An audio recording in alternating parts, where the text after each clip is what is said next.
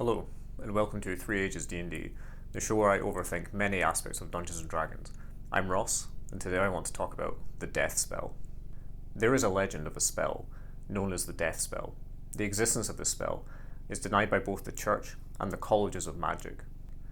However, it is still forbidden for any student of magic, whether in the tradition of the arcane or the divine, to pursue any research of it.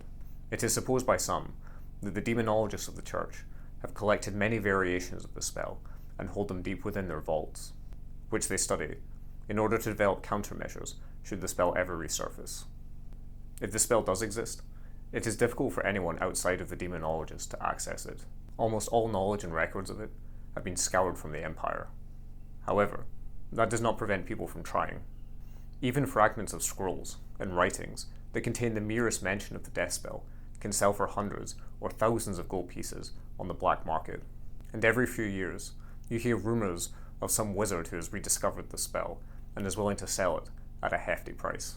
It may be instructive to note how these rumours are received within the royal palaces and the estates of nobles, and the corresponding spike in price of the services of those who deal in counter magic, and in trinkets and amulets said to protect the wearer from the spell. I think part of the fascination with this spell is the idea that in its purest form, it is said that it can be cast by anyone to kill anyone. The Death Spell.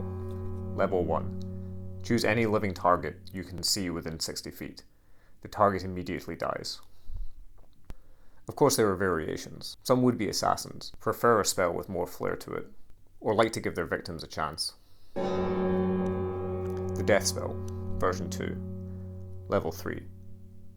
You summon an avatar of death and send it to attack a named target on this plane of existence. It usually takes a month for the avatar to complete its attack, and the target is beset by nightmares, warning them of the attack.